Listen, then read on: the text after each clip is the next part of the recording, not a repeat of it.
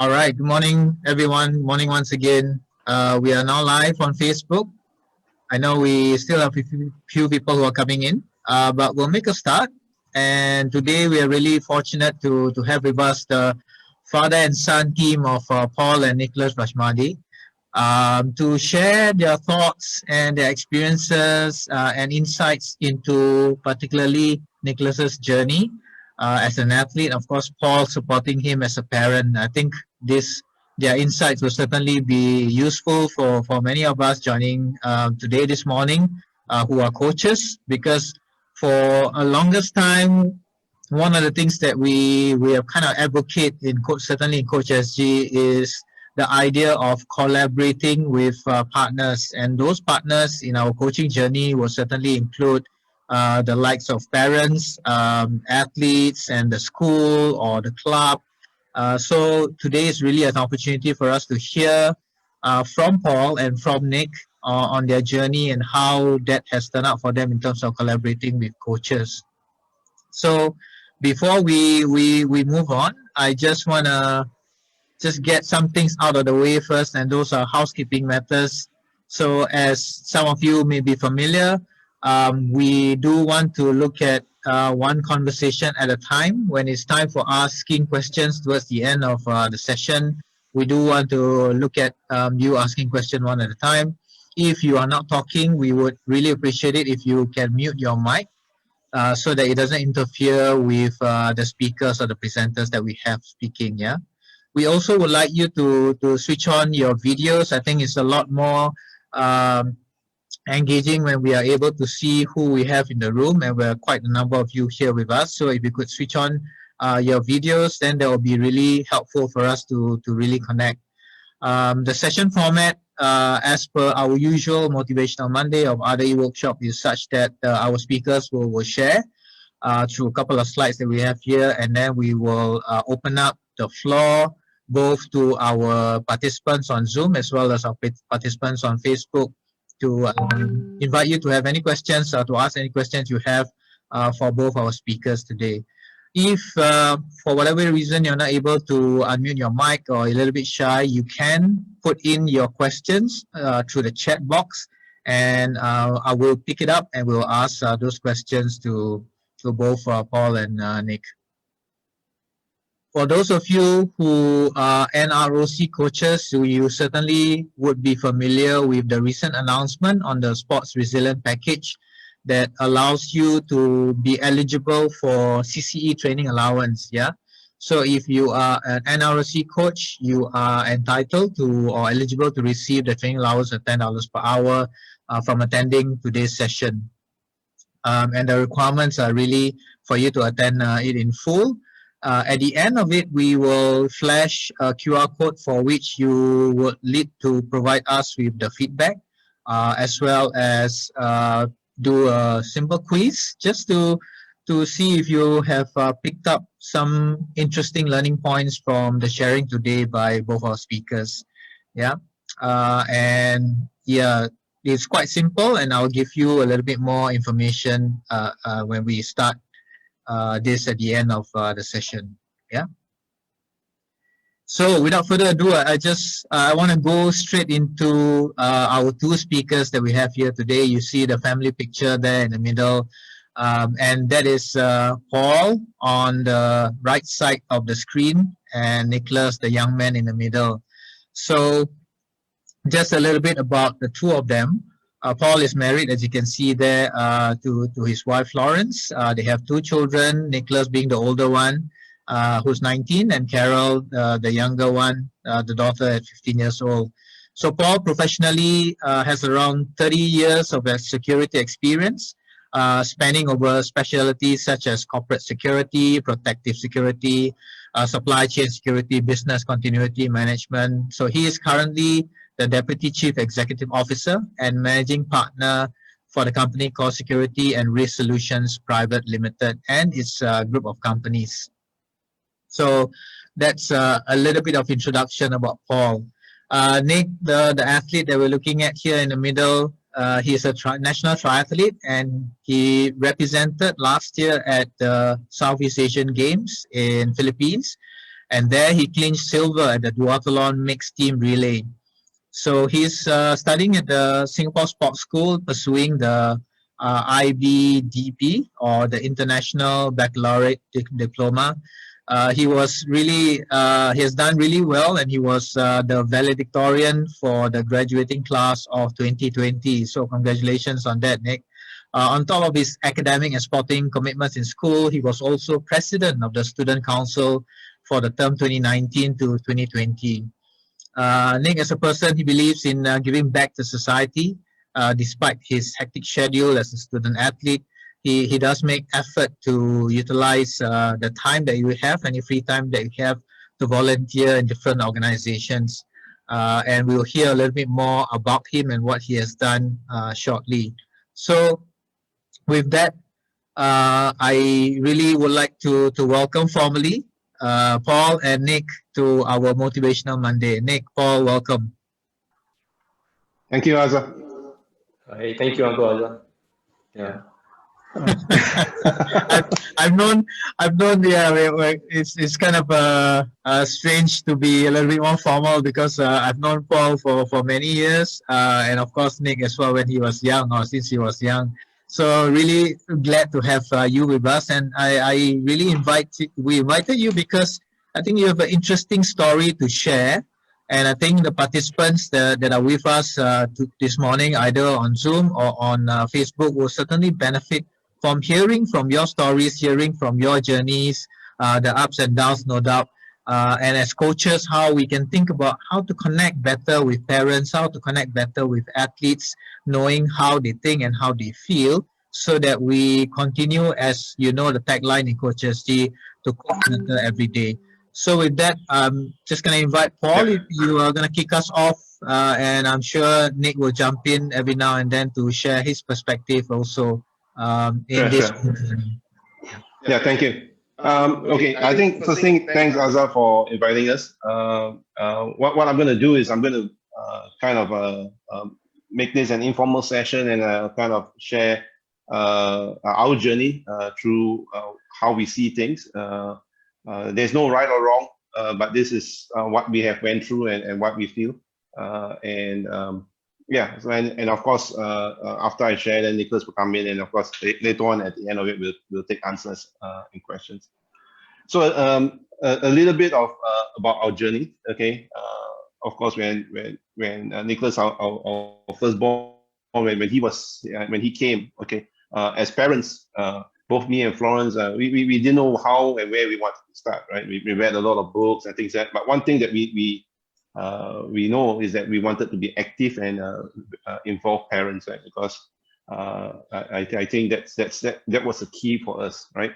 Of course, both Florence and myself, we have very different views in terms of how we would want our kids to be brought up. Okay, Florence is more looking at more of the academic side. I felt that it's not just academic. We also need to look at sports.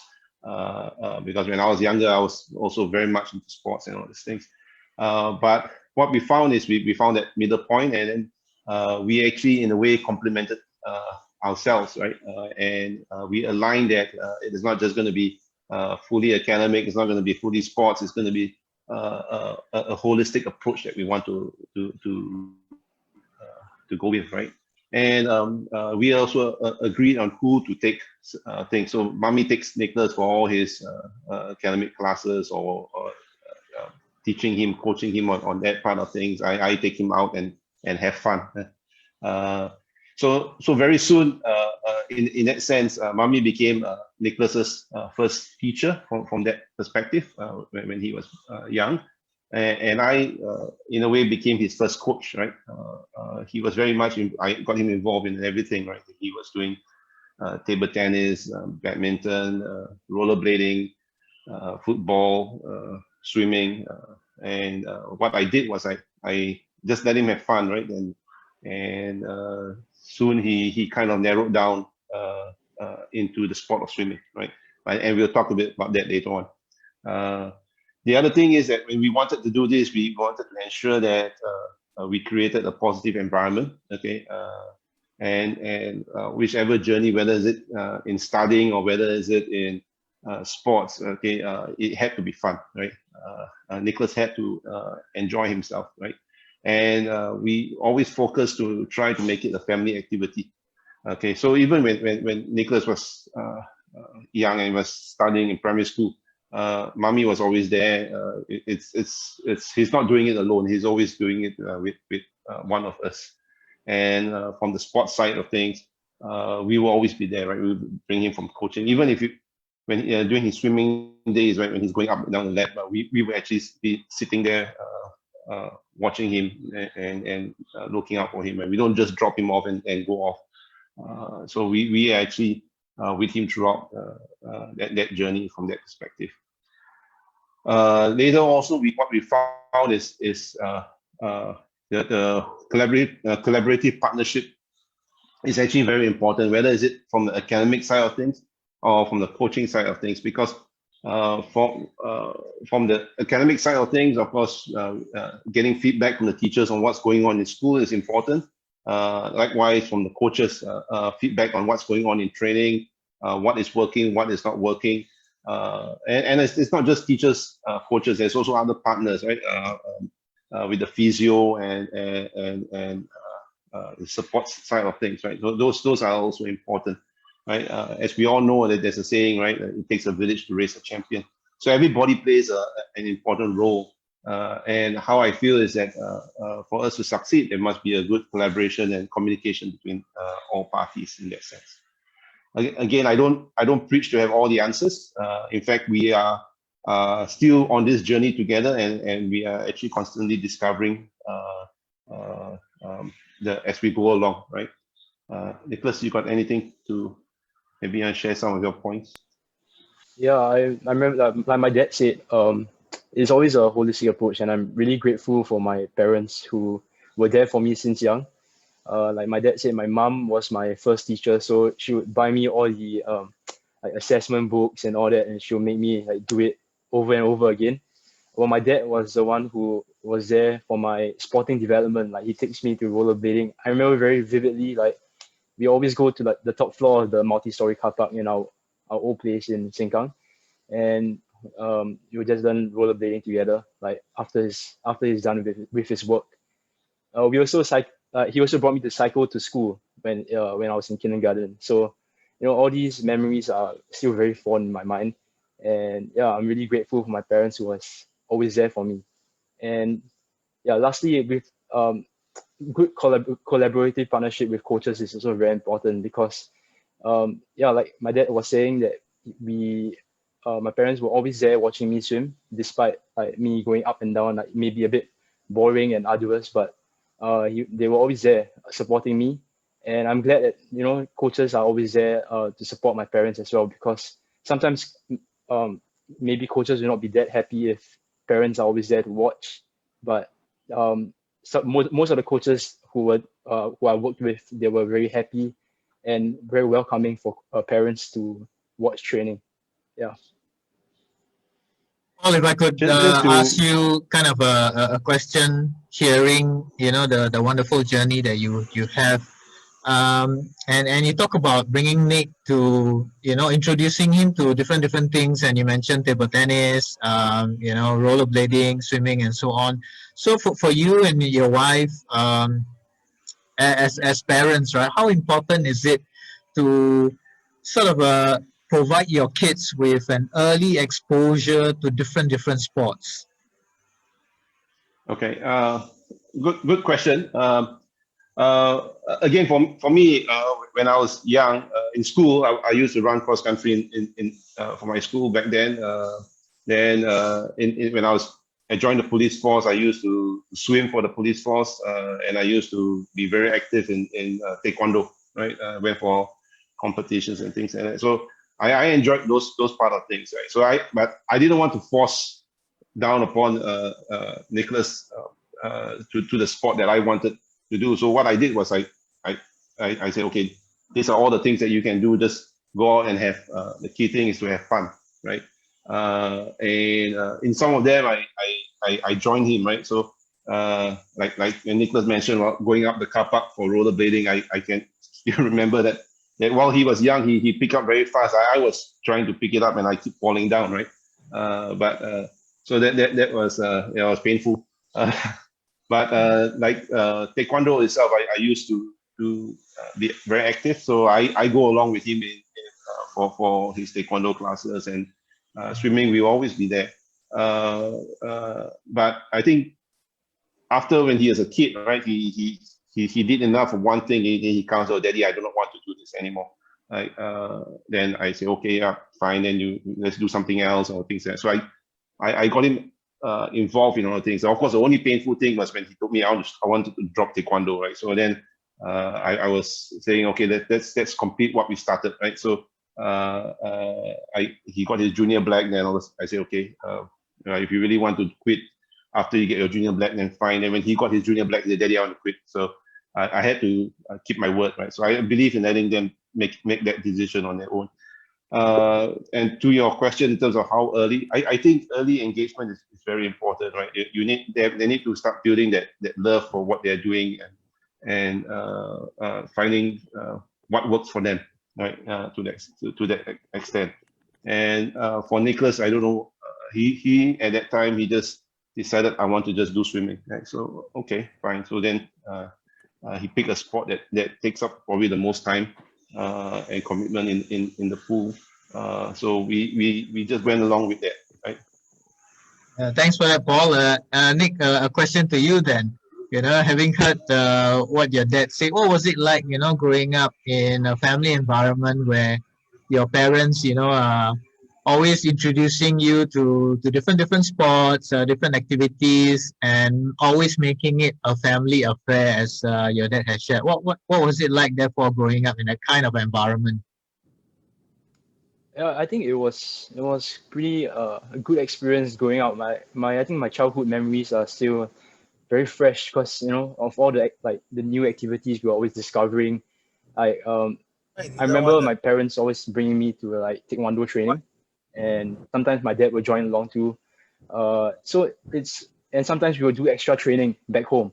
So I think it's I think having parental support at a very young age is crucial, because I think it really helped me, knowing that my parents are always there for me. I know that there's always someone who I can fall back on if I fail, and yeah, I'm just grateful for them. Yeah. Nice. And then at what point did you decide that of all the activities that your parents introduced you to, taekwondo, table tennis, swimming is something that you wanted to pursue a little bit more seriously? At what point did that happen, and kind of what led to you making the decision that swimming is going to be the one that I'm going to pursue a little bit more? I think that happened when I was about, I think maybe 5, because maybe 7 years old, because I think I was offered to join the competitive swimming squad because I was always learning how to swim. Like I think I was from APSC, Aquatic Performance Swim Club. So at age 5, I think I was with them for the Learn to Swim program. But when I was 7 years old, I was offered to join the competitive swimming program. So I joined them, and it was like a whole new level, like a whole step up from learning how to swim to actually going there almost every day for 2 hours and pushing myself to my limit. So I knew I couldn't keep up because I was doing so many sports, and then I eventually had to narrow down to what I actually love. And because I can't really just do like taekwondo, and there was like clashing of timings for training, so I had to eventually just choose one. So I really like pushing myself in the water, although I suffered a lot. So I decided to just narrow it down to swimming, and I really like the freedom in the water. It's very cooling, and yeah. All right, Yeah. nice. Really interesting to hear that. Paul, if you could just talk us Yeah. through, I mean, of this session. I know you are someone who believes very strongly in character development. Perhaps you could share with us this aspect. Yeah. So again, I think being a top student or being a top sportsman, I think that it's nothing without having the right character. So that's actually the core in terms of the focus that we do in bringing up our kids, right? So just some of the points here, right? So of course, whichever your faith is, of course, the moral principles that we want him to learn, of course, through our faith. That's one of the things. The other aspect is, of course, we always teach him to be respectful to his seniors, to authority, and of course, basically everyone, right? So that's also very key. And on top of that, in terms of whatever he does, okay, how much success you have, okay, it's nothing again without compassion and empathy for others. So I always wanted him to give back to society and to help other people who's not as fortunate as he is, or what he has. Again, integrity, that's also key in terms of what I insist in terms of how they behave. I think particularly about being honest, always telling the truth. I get really pissed when I find out that my kids lie to me, and at an early age I will use the cane, right? So yeah, so basically I made sure that if they make a mistake, and of course they own up. And with regards to this point, I also remembered one time when he was in the sports schools in Sec 1, they were playing soccer with his friends, and they broke one of the flower pots, right? So the boarding mentors came and they were trying to check out who did it. And I was quite proud in the sense that Nicholas was the first to actually own up, while a lot of others did not own up. Then, of course, what happened was that the staff brought him aside and asked him who else played. But Nicholas chose not to say. He said, well, I played, so if you need to punish, you punish me, but can you don't ask me who else played? Then he called me and asked me, did I do, or was it the right or wrong thing to do, right? So that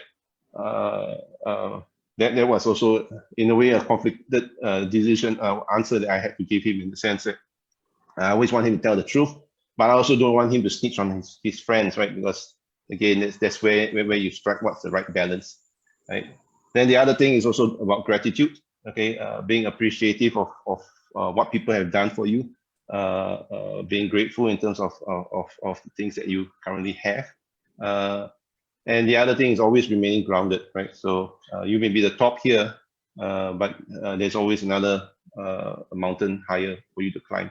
And it's okay to fail, it's okay to lose, right? Because through those aspects, you also will learn, right? And I remember also some of the races that Nicholas did, he didn't do well. Of course, he's disappointed. I'm actually happy for that, because I think it's also a learning process that he goes through to build character. And I think ultimately to remain resilient and to be positive, and it's limitless, right? In terms of what you can do, anything is possible, right? So those are the things that I kind of try to focus in terms of how we shape him when he's young. And the same thing with my daughter in that sense, but also keeping in mind that both kids are also very much different, right? In terms of their abilities, in terms of their character. Yeah, Nicholas, maybe I'll share some of your stuff. Yeah, so I think my dad mentioned about I think the one that hits me most is about always remaining grounded, and it's being okay to fail. Because throughout my athlete career, so like there are times that I lose, and it's not like always the case where I win all the time. So I remember very vividly when I missed qualifying for the Youth Olympics, because I wasn't good enough on the day, because they changed the event from a triathlon to a duathlon because of the heavy downpour, and it wasn't safe to swim. So like I couldn't play on my strengths for the swim. But that was an excuse. But I chose not to believe in that and just move on. Because of course I was very devastated, because I've been training for that for like a whole year. I went to Australia for like 2 months worth of training camp twice before that. And so it all came down to that day, and then we had a sudden like change of news that it changed to a duathlon. So I was devastated, went to the race a bit down, and of course I was not in the right mindset. And then eventually I didn't make it to YOG, and of course I was very sad. And eventually my parents told me, like sometimes you gotta win like a champion, but you also have to lose like a champion. You can't be can't be a sore loser if you want to be good in life. Yeah. So Nick, thanks for that. I mean, you use a very strong word there that you were devastated when that happened, and I'm just looking at the last bullet point here about remaining resilient and limitless, and anything is possible. So I wonder if you could share with us, during that point where you were feeling devastated, how key were your parents and your coaches to kind of support you, to encourage you on, and not to give up on your dreams and your aspirations. Yeah, because okay, at the YOG trials, my parents actually flew up to watch me race. So I'm really glad that they were there, because like after I finished the race, I was just so sad. So like the first thing I did, I went up to my parents, and then they gave me a hug. They told me it's okay, like you did your best. So I think that was like the first impact uh I had. So like the first thing I saw my parents, I felt safe, I felt secure. I know that they're always there for me. So that was very important. And then eventually I gave a call to my coach. My parents also talked to me. They said like, yeah, it's okay. It's not the end of the world. You don't make it to YOG. Like, so what? It's like, doesn't define who you are, So there are always like other events that you can go on, like SEA Games the next year. And eventually I managed to qualify for that. So um, I think without my parents and my coach's support, I think I wouldn't be able to do it, because I would just be, devastated from that event. Yeah. Yeah, thanks for sharing that. And I'm curious, Nick and Paul, when Nick volunteers for the weekly Meet the People session, and the picture at the bottom left there, giving to the needy in the rental homes, and even the Relay Majula. What kind of got you started in this volunteering? Was it because of what your family does, or what your parents encourage you to do? Yeah. Since young, my parents always instill on me that, giving back to society is vital. You are, um, it is always good to give back to society, because you can't just be, uh, just receiving stuff and just be at the top of the world thinking that you're the great. So it's always good to lower yourself down and stay grounded, and just help others. So just I think it all started with, um, through the schools, VIA, and all that kind of stuff. So I eventually enjoyed myself doing that kind of things. So I went out of my way to do it on my own. So like, um, giving food to the needy during COVID-19.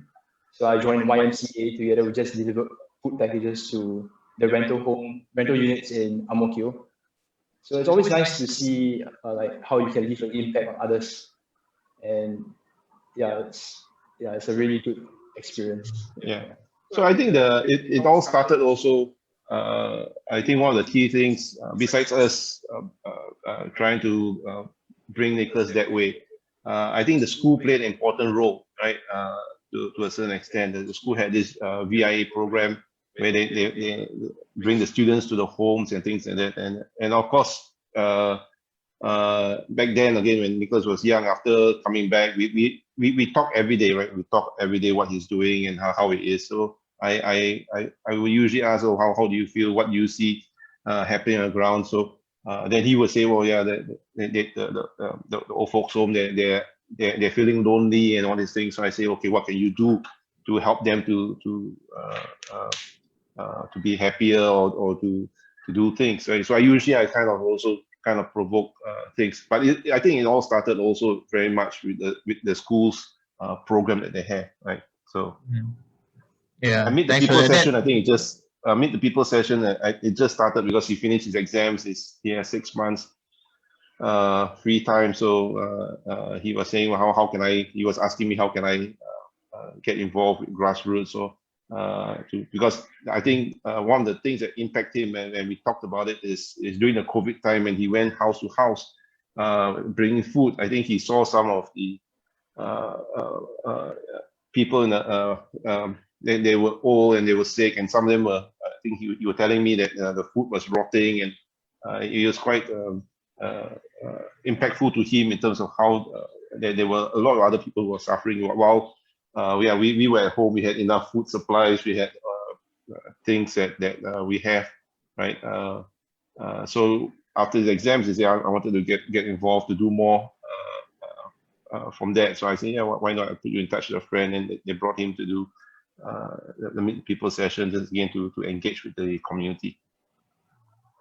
Thanks for that, Paul and Nick. Certainly admirable, and I suppose that's the reason why you have this community service, or you have the values in action that we have in school, really to get the kids understanding the importance of giving back to the society. Really nice to hear from you. But coming back to the academic and sports development, Paul and Nick, you want to share your journey? Yeah, pretty much. I think whether is it sports or academics, I think it's first thing is always about creating the right environment, right? I think whether you do sports, you got to make learning and of course sports fun, right? And as parents, I always believe that we're not there to discourage. We always should be there to encourage, because again, the journey is a long journey, right? We're taking the journey together. So that's something which I as parents, both me and Florence, we always want to kind of instill in our kids.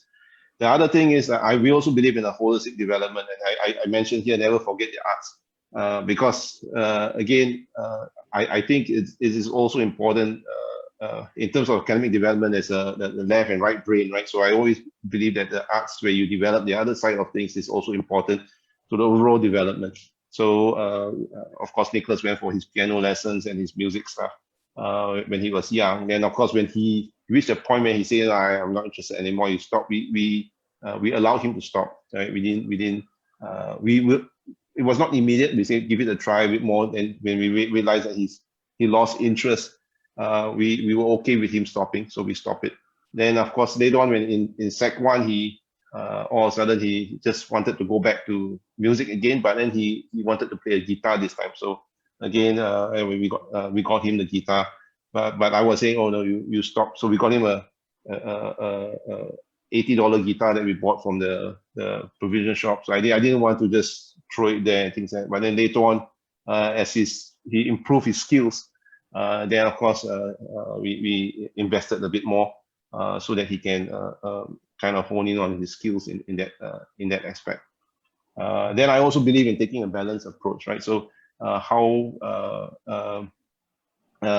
we have to kind of work together with the coaches and teachers, okay?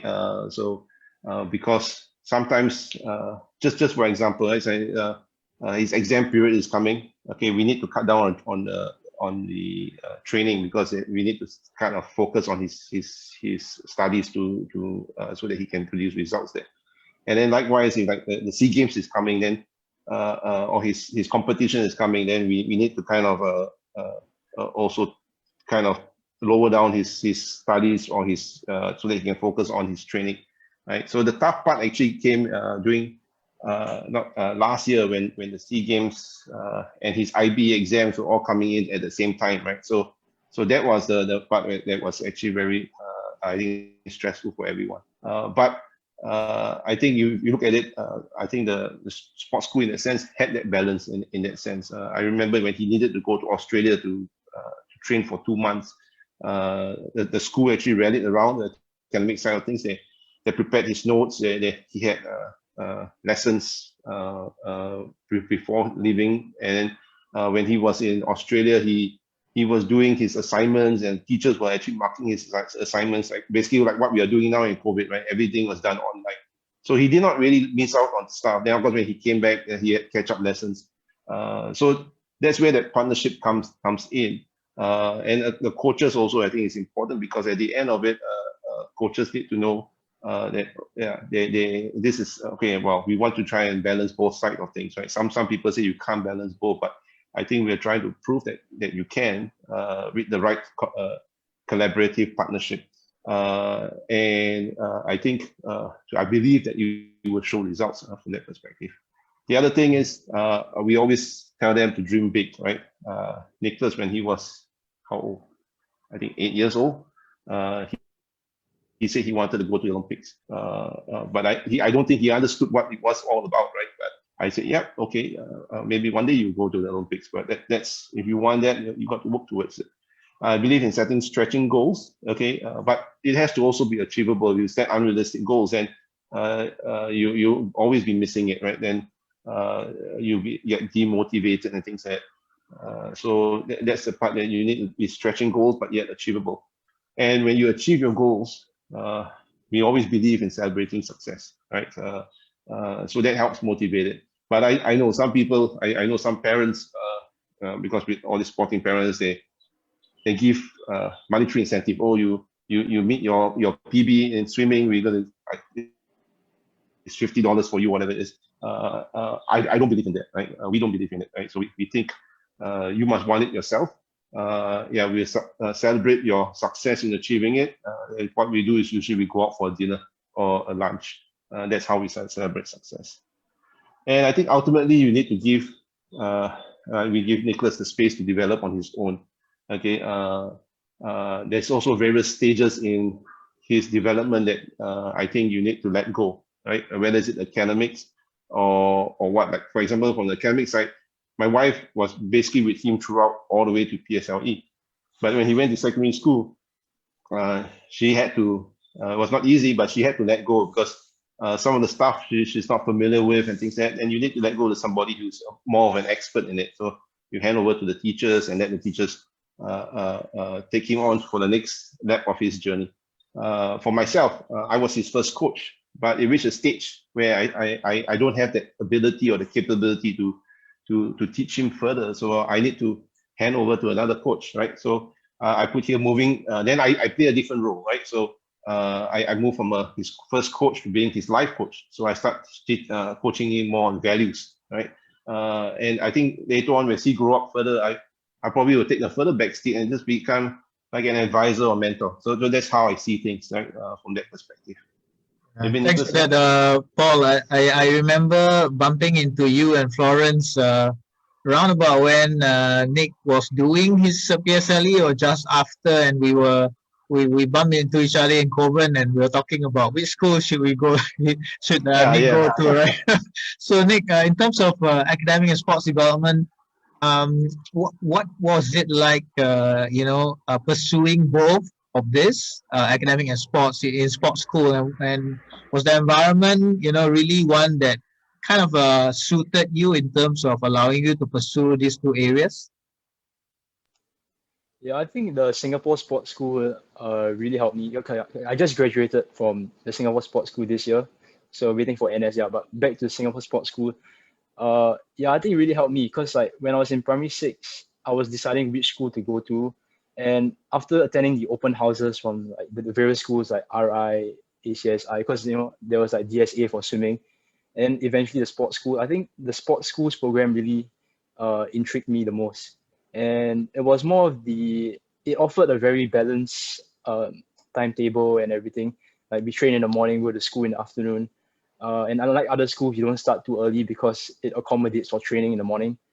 And then there were even like nighttime supervised study time. So it's also good because they invite like resource teachers to come down, and if we have any if we need any help for studies, we can always ask them for help. And eventually moving on to the IB when I after my swimming career and like after I moved over the triathlon, they offered me the extended program, the extended IB program. So instead of doing the IB in 2 years, I did it in 3 years. So like it's basically like JC. Instead of 2 years, I did it in 3 years. And it was also partially because of the SEA Games, because I was not able to. It would be tough to balance both sports and studies while preparing for the SEA Games. So I think on that front, the Singapore Sports School helped me a lot in allowing me to achieve both my sports and academic development, my goals. Yeah.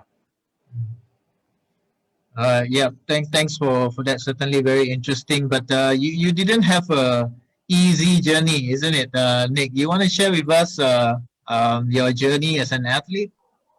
Yeah. Yeah, so because like I said, I joined the sports school as a swimmer in secondary one. So somewhere along the way, I decided to move over to triathlon. So I started off swimming, doing well, but then eventually in sec three, I started deproving and hitting very stagnant times. And my juniors were even faster than me. They were getting faster and faster. I was getting slower and slower. So I tried very hard, but was to no avail. So I decided to move over to triathlon. And yeah, moving over to triathlon wasn't that easy as well. Maybe my dad can talk more about it. Yeah. Yeah. The moving along to triathlon, that part was, I think we had to work through the system, right? Because he was in school as a swimming scholar, got a scholarship there, and changing academy or whatever the case is, it means he's not keeping with the contract. So I had to go and speak to them, and I think eventually the school allowed it, but then it was collaboration with the other academies, right? So while the swimming academy was very supportive, and then I think at that time, actually, he was with Coach Leonard, and Leonard was actually very supportive. He actually accommodated and kind of put it together a program so that allowed Nicholas to do the other stuff. But that it did not go the same with the other academies, and that's where I had to find an external coach, and of course the rest of the story you can read it in the news, where Nicholas actually did his runs in the corridor because he was not allowed to join the track and field team at that time, and then of course he just ran along the corridors, but that's all history in that sense. Now he joins the track and field also for runs. They do the training together, right? So yeah, there were rejections, but I think we just need to know how to deal with it, how to go around it, and how to just prove that you're able to support it, right, in that sense, right?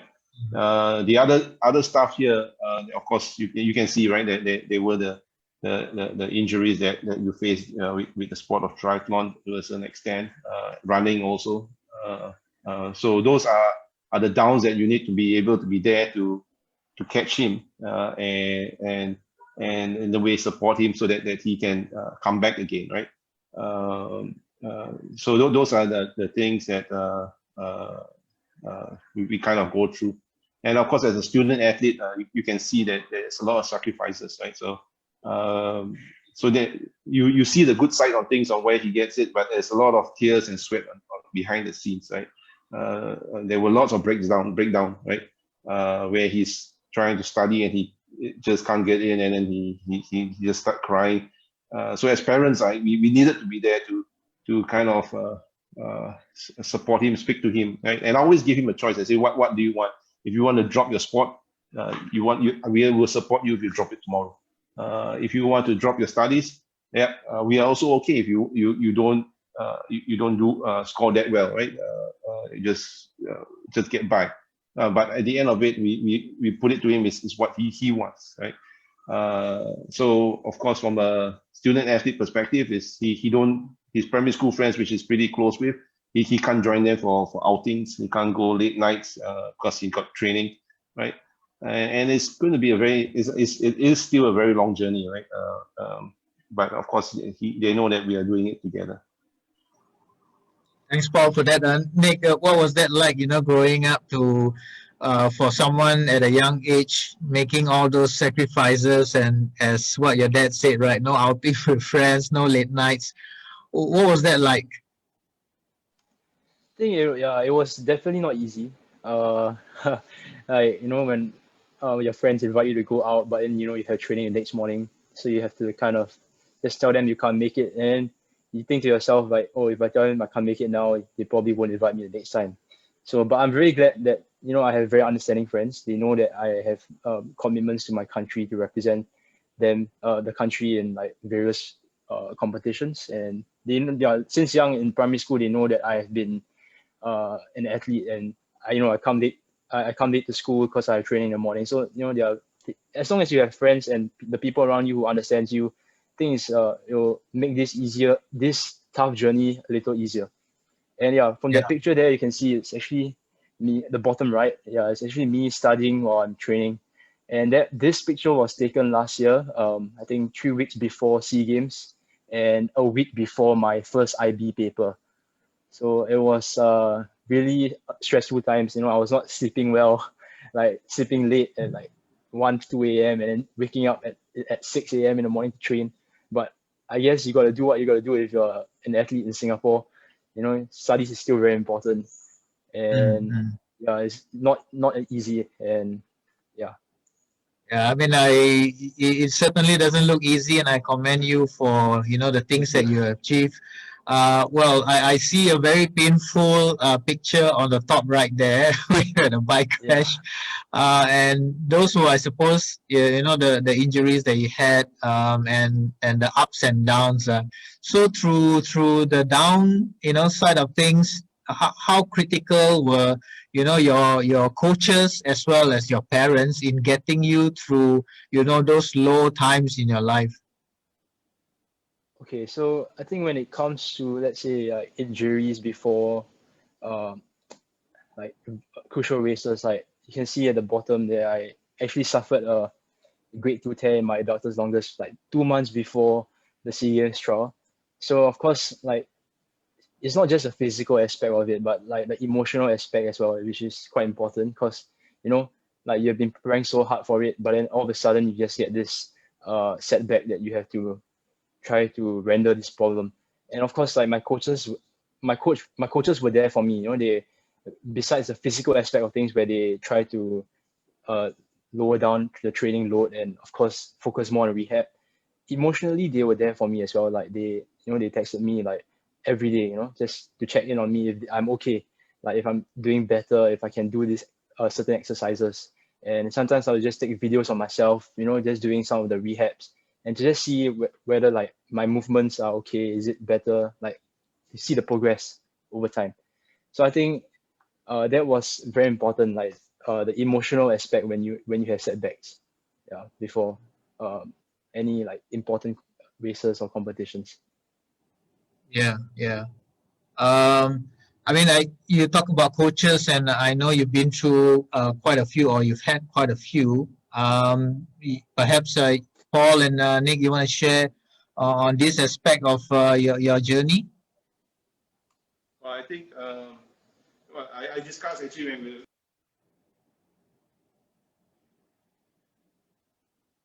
Paul, I think we're not Yeah, sorry, I was hearing on you. mute. Yeah. Yeah. No, I was saying that I actually discussed with Nicholas in terms of how we see coaches and what the good attributes of coaches, and so we kind of list it down, and I'll just talk through a bit, and of course I'll let Nicholas elaborate further, right? I think we feel that it's important for the coach to be encouraging and motivating. Okay.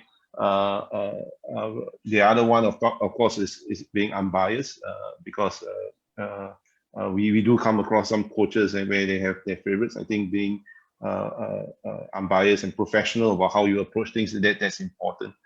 And I think very important is also that a coach that can communicate with your athlete, right? So those good communications is key in that sense. Coach needs to be strict and yet also nurturing. Okay.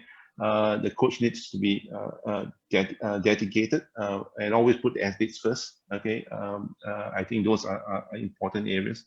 Again, also for a coach, knowing when to let go. Right. As a parent, I also need to know when I need to hand over to a coach. And of course, for a coach, if you're working with the athlete and things are not working out that well, be open about handing over to another coach to see whether things can you move on this athlete to the next level. I think that's also very important. The other aspect of which is also important is talent transfer. Again, being able to identify that your charge may not necessarily be good. Like for example, Nicholas started with swimming, but then he hit a plateau. But he could really run, right? Despite not running, right? So being able to identify what are the other talents that your athletes have, and what are the other avenues that they can move to achieve that dream.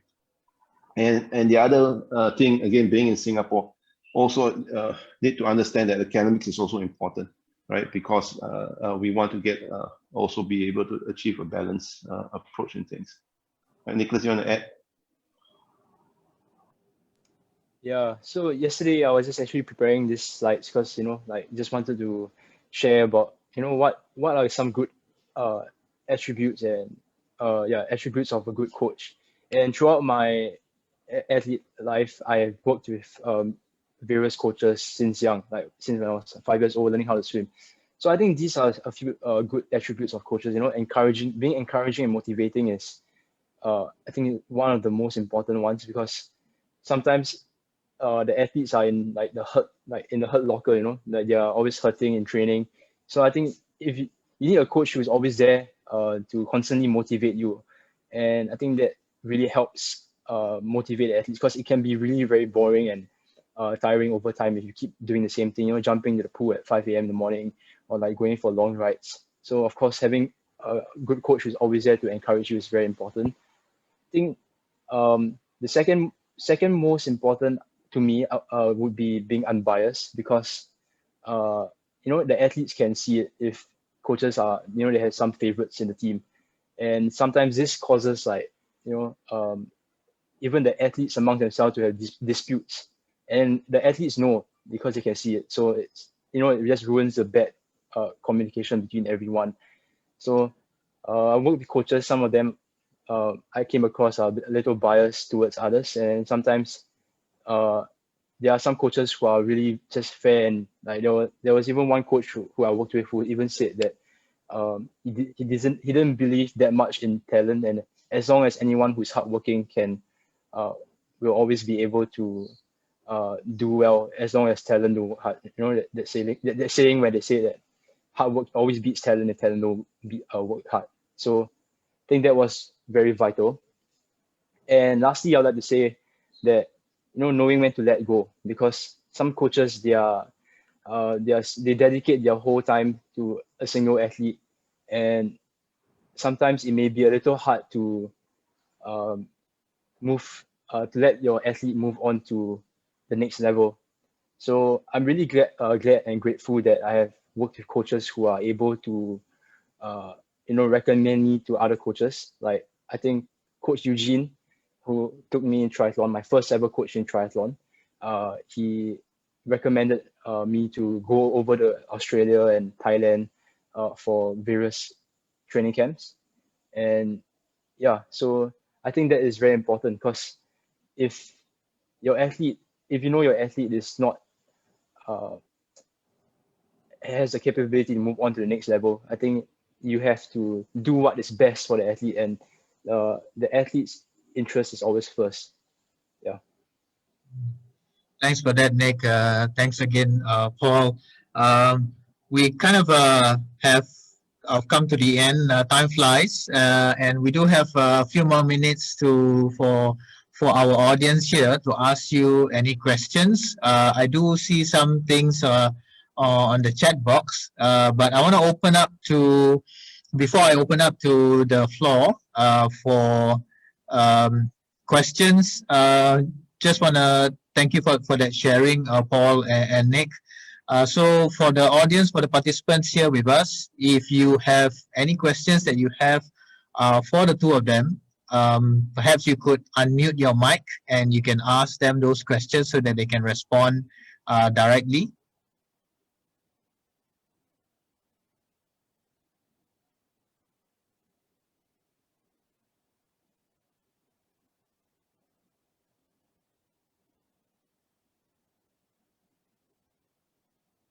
Well, I see that maybe people are still a bit shy to turn on their mics, but there is a question that has just come in or came in earlier, and that question is to Nick. Nick, in your athletic pursuit or your sporting pursuit thus far, what was the biggest challenge for you? What was the biggest challenge that you face as an athlete or a student athlete? Okay, I think one of the most challenging times were the times where I was trying to transit over from swimming to triathlon. I think you didn't really mention too specifically just now, but I think throughout the transferring process over the triathlon, because I had my swimming commitments with the school, and I couldn't just simply go for running training, because I went to sports school with a scholarship in swimming, so I was committed for 4 years until secondary 4. But somewhere in secondary 3, because I wanted to move over, I had to fulfill my swimming duties. So I think, especially when I wanted to move over, because I had to do my running training, and then sometimes my dad had meetings with the teachers, and then they said like, okay, we have to Nicholas has to go back to the swimming pool to swim after 10K, running 10K, and just let's say if training starts at 4, he runs from 4 to 5. He has to come back at 5 to finish training, swimming the team. So I think that was one of the most trying times. Yeah, and I think I was also given the nickname Corridor Runner because I had to run along the corridor. I chose to run there because I couldn't just go over the track team, and they said that, I think someone even said that I may not be fast enough to keep up the track guys in school. So I mean, I understand that because I had no results prior to that, but yeah, I was not given a trial, so I just decided to run along the corridors because I was afraid that I was embarrassed because someone said that I was a little too slow to keep up the track team. So I just spend my days running along the corridor, staying away from the track. I think that was a little bit silly because the corridor flooring is a bit hard compared to the track. So I think eventually, when over like a few weeks, I had started getting like shin splints from running. It was not ideal, but eventually that worked out because during a cross country race, the next year, I think within 3 months, I managed to win 4 out of 5 of the cross country runners in sports school. Yeah, so I think that kickstarted my whole journey. Yeah. Thanks for sharing that. Paul, there is a related question to the question I posed to Nick, and that is in your time as a sport parent. I know you mentioned right from the start about being active parents and being very good sporting parents. Were there instances or a time where you find it challenging to kind of support Nick or even your daughter Carol in their sporting journeys? Well, again, it's different sport, different aspect. When Nicholas chose to move to triathlon, that means we had different areas to focus on. So we used to go together as a family, right? Swimming pool, the whole family is there. But when Nicholas chose triathlon, then there's overseas trips and things like that. So me and my wife Florence, we decided to kind of split, right? So Florence focused on Carol's swimming and accompany her more on that, and I went with Nicholas in terms of triathlon because Florence said I don't want to deal with the bicycles and all these things. So that's how we kind of dealt with that. But for me, the painful part is of course not being able to be with Carol in some of her key races. That's for me personally. But what we try to do is while I'm away, Florence would call, and then I will use WhatsApp, video WhatsApp, and then sometimes I watch her races. Although I'm not there, I watch the races online, right? Live in that sense. And that's also the case because I'm also working, right? So when I'm overseas and I can't be with them, I try my best to plan my work schedule. So that's the other challenging part that I face. Again, how do I plan my work schedule around things? I try to be at every event, but there are times where it is not possible, right? So what I do is we try to do it live, like Nicholas SEA Games trials, right? I remember waking up because I was overseas. I wake up really early in the morning to actually watch this race, right? So it really depends. So I watch the race, but it's online. So Florence will she have to hold the phone and things like that. So those are the parts that is difficult for me in terms of how do I plan my work schedule around what's going on within the family, right? And of course, everybody knows about back then, so I don't have to elaborate too much. But his transition to Nicholas' transition from swimming into triathlon, that was the part that I had lots of meetings with the schools and things like that, so to try and push it through. Thanks again, Paul, for that sharing, and Nick, thanks again. I unfortunately we run out of time, but we can stay on if there are participants here who wanna ask you more questions. They can stay on, but that leaves me once again to thank both of you for coming on the Motivational Monday today and sharing your journey, certainly as a sport parent, and how working closely with the different partners, including the coaches, is critical in Nicholas's success as an athlete. And Nick, for sharing the personal insights as to some of the challenges, difficulties, and of course the satisfying moments for you as an athlete. So in closing, can I invite each of you, Paul and Nick, just to share some final thoughts or final words to the participants that we have here, some of whom are coaches, parents, and athletes themselves. So final words for them, Paul, you first, and then Nick. Yeah, well, I think to the coaches, right, of course, and now during these trying times, I understand that there's a lot of challenges, but what I can say is you guys are key in the development of athletes. So stay innovative and keep up the hard work and good work that you guys are doing. It does play a part in our kids' development. Thanks, Paul. Nick, your turn, and I know Leonard, your coach, is here with us, and he said some nice things. So your kind of parting words for the participants here. Yeah, I saw Coach Leonard's comment. Hi, Coach Leonard. Yeah. Okay. So I think for the coaches, I just have to say that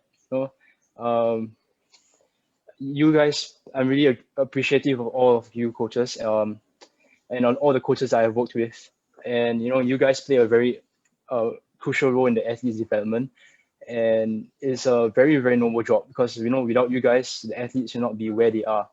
And sometimes the coaches I've worked with, they always go out of their way to help you, besides sporting development, character development and all that kind of stuff.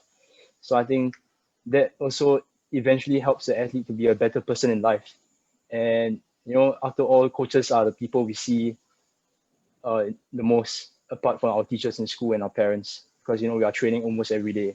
So you guys play a very crucial role in our lives. Yeah. Thanks again, Paul. Thanks, Nick. Coaches or participants, if you are still with us, I think you would agree with me that there were some really good insights and good sharing that we have heard. And I think we've got some good takeaways that we can, reflect on, and, certainly for us to see how we can take on those or take on board some of those sharing to make ourselves better as a coach. So